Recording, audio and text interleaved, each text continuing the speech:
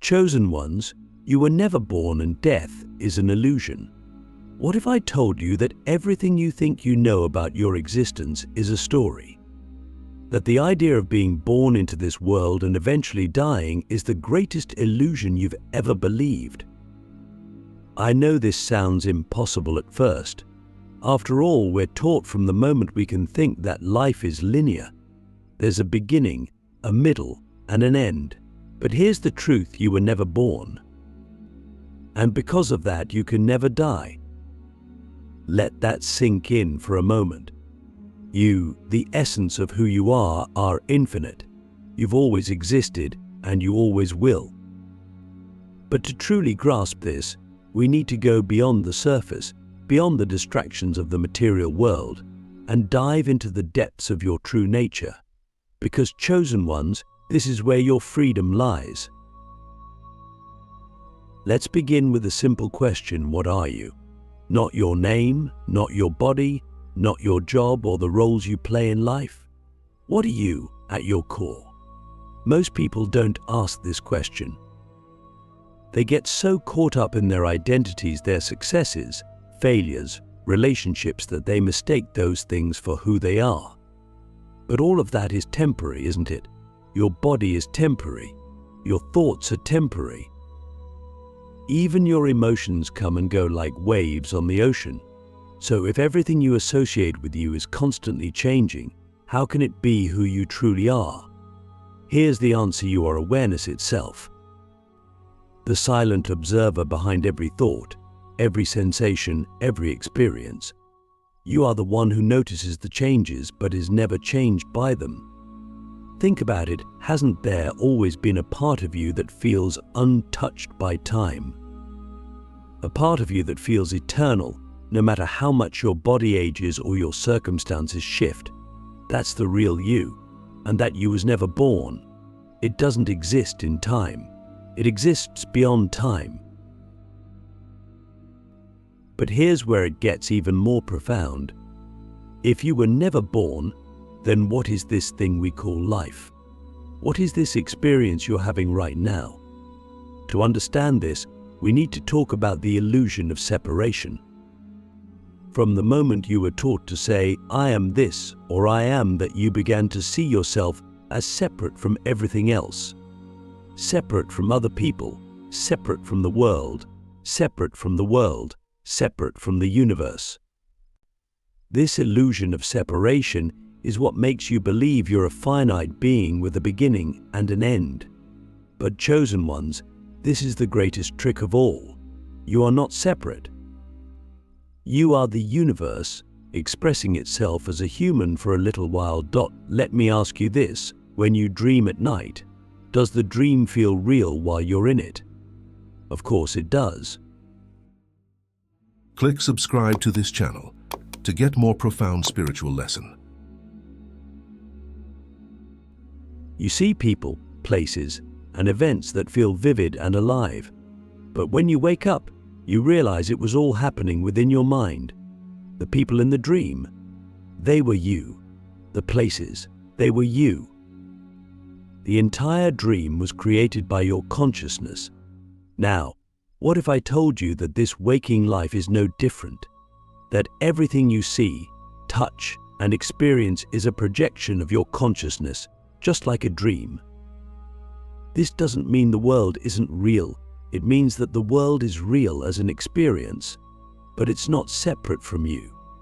You are both the dreamer and the dream. So, if you were never born, and if what we call life is simply a temporary experience within infinite awareness, what does this mean for death? Here's the mind-shattering truth: death is an illusion too. What we call death is simply the end of the form you're currently experiencing. It's not the end of you, because the real you, the awareness behind the form, can't die. How can something that was never born come to an end? It can't. Think of it like this: when a wave crashes back into the ocean, does the wave die? Or does it simply return to its source? That's what happens to you. The form dissolves, but the essence remains. But I know what you're thinking. If this is true, then why does the illusion of life and death feel so real? Why do we fear death so much? The answer lies in attachment. As humans, we become deeply attached to our forms, our bodies, our identities, our stories. We mistake these things for who we are, and so the idea of losing them feels like losing ourselves. But chosen ones, the moment you realize you are not the form, but the awareness behind the form, the fear of death dissolves. You see it for what it is, a transition, not an end. Let me ask you something radical. What if you could live your life knowing, without a shadow of a doubt, that you are infinite? That nothing in this world, not pain, not loss, not even death, could touch the real you? How would that change the way you live? Would you still cling so tightly to your fears and limitations? Or would you step into the fullness of your being, knowing that you are here to experience, to grow, and to create, but never to be diminished? This is the awakening that chosen ones are called to see beyond the illusion of birth and death, beyond the illusion of separation, and to remember their true nature. But this isn't just a concept to understand intellectually. It's something you must experience directly. Because once you experience it, your entire reality shifts. You stop living in fear and start living in freedom. You stop seeing yourself as a fragile human and start seeing yourself as the infinite awareness that you are. The infinite awareness, how to awaken to the truth of who you really are now that we've shattered the illusion of birth and death. Let's go deeper, because understanding these truths intellectually isn't enough. It's not enough to hear the words "you are infinite awareness" and nod in agreement. You must awaken to this truth. You must experience it directly, so deeply that it transforms the way you see yourself, the world, and everything in between. This is the path of the chosen ones, the journey from forgetting to remembering, from separation to unity, from illusion to truth. But how do you awaken to this infinite awareness? How do you peel back the layers of conditioning, fear, and attachment that have made you forget who you really are? It begins with one simple, yet profound realization: you are not your mind. Let me repeat that. You are not your mind. The thoughts running through your head, the endless commentary, the judgments, the fears, none of that is you. The mind is a tool, a mechanism designed to help you navigate this physical world. But somewhere along the way, you became so identified with it that you mistook it for yourself. The first step to awakening is to step back and observe the mind, to see it for what it is: a stream of thoughts passing through your awareness, like clouds drifting across the sky. Let me ask you this: when you're sitting quietly and a thought arises, "I'm not good enough, I'm afraid. I need to control this situation," who is noticing that thought? Who is aware of it? That's you. Not the thought itself, but the awareness of it. This is the key to awakening, recognizing that you are not the contents of your mind. You are the silent witness, the unchanging presence that observes it all. But here's the challenge: the mind doesn't want you to realize this.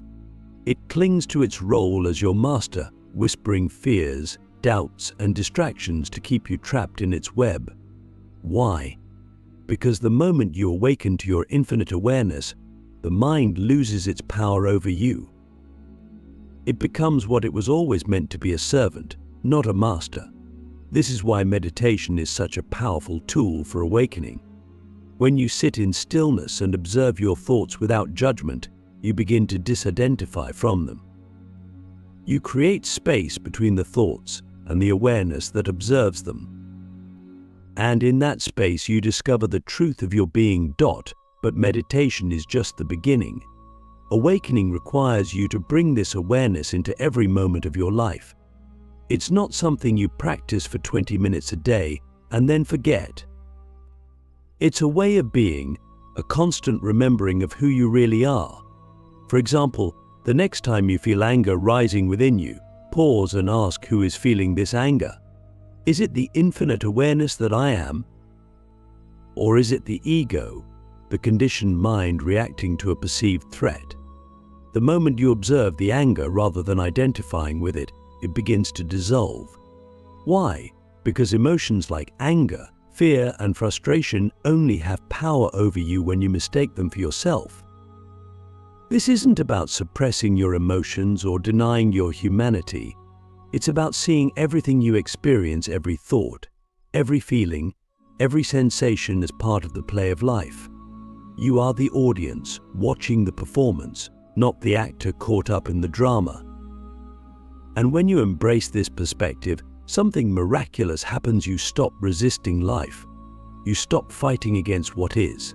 And in that surrender, you find peace. But awakening to infinite awareness isn't just about finding peace. It's about liberation. When you realize you are not your mind, your body, or your story, you become free from the limitations they impose.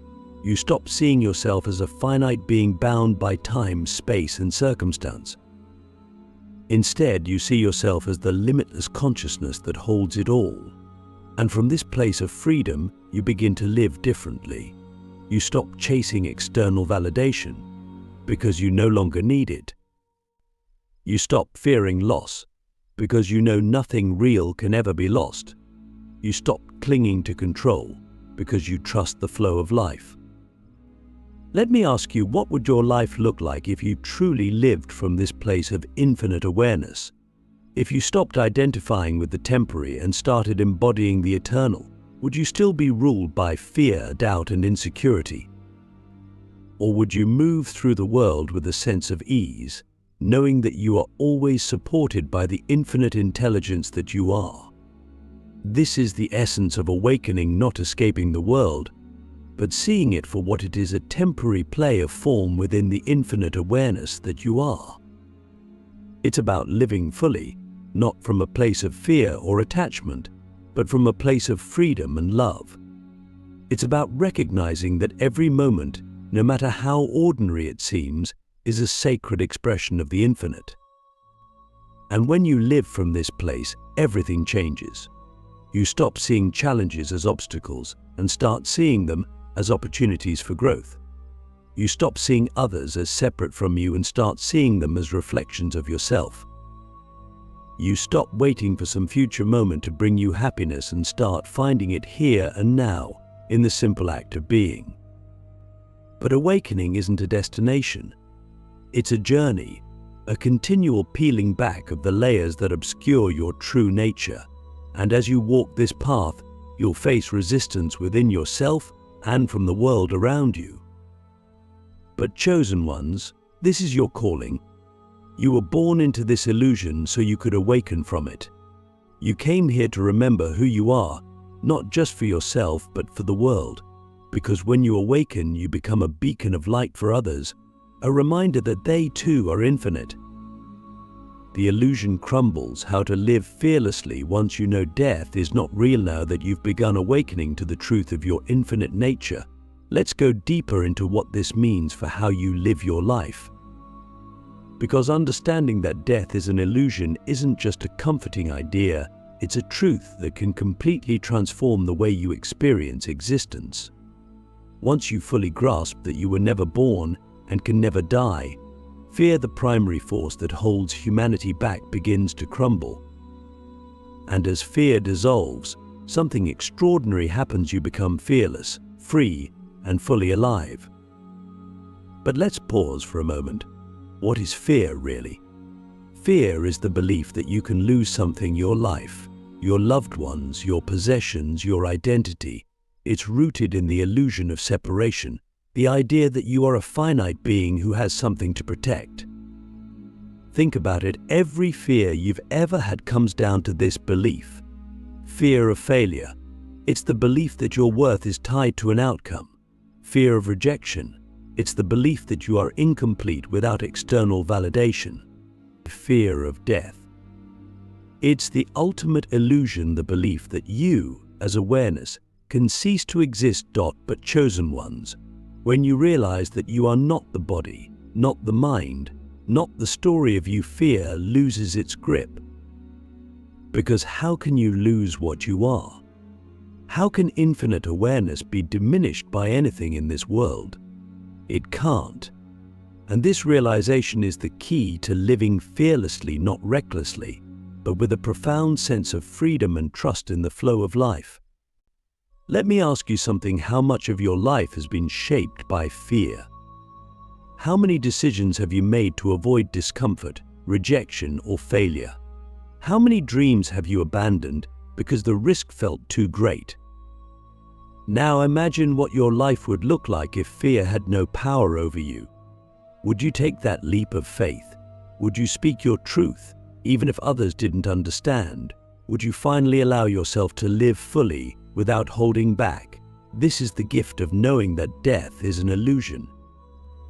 It's not just about releasing the fear of physical death, it's about releasing the fear of all the little deaths we experience in life.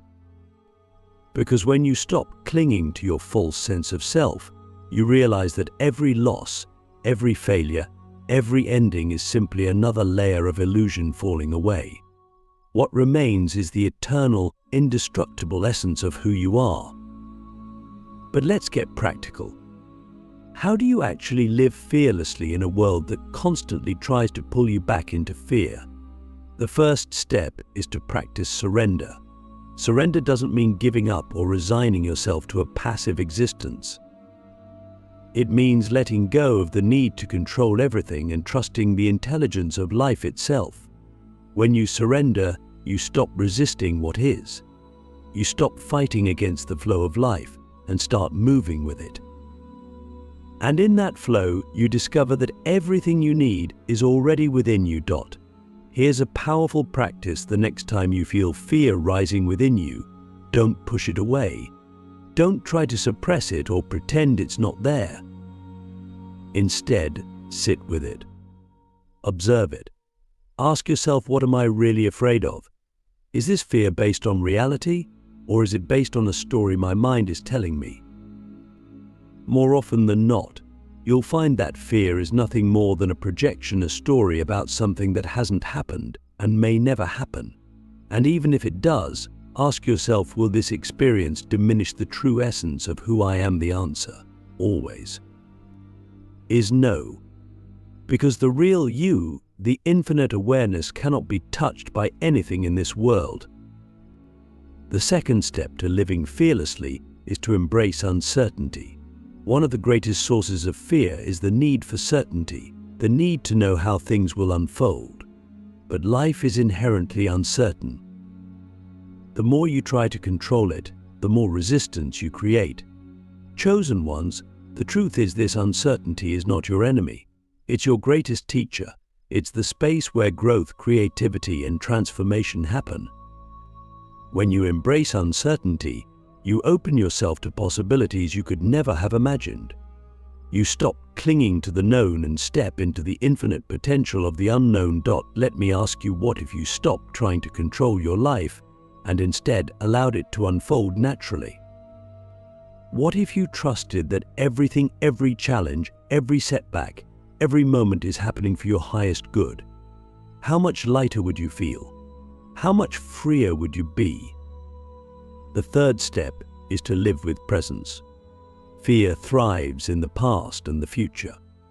It feeds on regrets about what has already happened and anxieties about what might happen next. But in the present moment, fear cannot exist. When you bring your awareness fully into the now, you step out of the mind and into the infinite. You see life as it is, not as your mind projects it to be. And in that state of presence, you realize that everything you've been searching for, peace, joy, love, is already here. A simple way to cultivate presence is through your breath. Whenever you feel overwhelmed by fear, pause and take a deep breath. Focus all your attention on the sensation of the air entering and leaving your body. This simple act grounds you in the moment and reconnects you to the awareness that you are. Because the breath is more than just a physical process, it's a bridge between the form and the formless, a reminder of the infinite essence that flows through you. Finally, to live fearlessly, you must align with your purpose. When you know that death is an illusion, you stop wasting time on things that don't matter. You stop living for others' expectations and start living for the truth of your soul. You realize that your time in this form, in this life, is a precious opportunity to express your unique essence, to create, to love, to grow. And when you align with that purpose, fear takes a back seat. Because your purpose becomes greater than your fear. So let me ask you one final question for now. What would your life look like if you fully embraced the truth that you were never born and can never die? How would you show up in the world if you knew, beyond a shadow of a doubt, that you are infinite? Let this question guide you, chosen ones, because the answer has the power to change everything. The eternal journey how to live as the infinite in a finite world. You've come this far. You've begun to see through the illusion of birth and death, to understand that you are infinite awareness temporarily experiencing life in a finite form. But now comes the most profound question of all. How do you live as the infinite in a finite world? How do you carry this truth with you, not just as an abstract idea, but as a living, breathing reality in your day-to-day existence? Because while you are eternal, this life, the form you're inhabiting, is fleeting, and the paradox of being infinite within the finite is the greatest gift of all. First, recognize that this world is not a mistake. It's not a trap, and it's not something to escape from. It's a playground, a canvas for the infinite to express itself. You are here not to reject the finite, but to embrace it fully while remembering what you truly are. Imagine a wave in the ocean. The wave is temporary. It rises, it crests, it falls. But the wave is never separate from the ocean. It is the ocean, taking on a momentary form. In the same way, your life is a momentary expression of the infinite. You're here to create, to love, to experience, to grow, not in spite of the finite, but because of it. This is why presence is so important. When you live as the infinite, you realize that every moment is sacred. The mundane becomes extraordinary. Washing dishes, walking outside, listening to the laughter of a child, each of these moments is a portal to the eternal. Why? Because the eternal is always here, right now. It's not somewhere else, waiting for you after death. It's not hidden in some distant future. It's in the simple, direct experience of being alive. When you bring your full awareness to the present, you touch the infinite. But chosen ones, living as the infinite doesn't mean denying the challenges of the finite world. Pain, loss, uncertainty, these are all part of the human experience. And yet, when you know you are infinite, you can face these challenges with a sense of peace and trust. Pain no longer defines you. Loss no longer diminishes you. You see them for what they are, temporary waves in the vast ocean of your being. Even in the darkest moments, you remain anchored in the truth of who you are. Let me ask you this: how often do you resist life as it unfolds? How often do you fight against what is, wishing things were different? What would happen if, instead of resisting, you embraced life fully, exactly as it is? This doesn't mean passivity, but it means meeting every experience, every emotion, every moment with openness and curiosity, knowing that it's all part of the eternal journey. And here's the key: love. To live as the infinite in a finite world is to love without conditions. Not just romantic love, but the love that flows naturally when you recognize the unity of all things. When you see others, not as separate from you, but as reflections of the same infinite awareness, love becomes effortless. You forgive more easily because you see that no one is truly your enemy. You give more freely because you know that abundance is your natural state.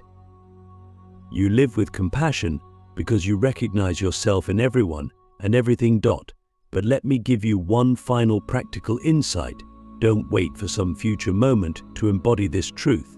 Don't wait until you feel fully awakened or until your life is free of challenges. Start now. Start where you are with what you have.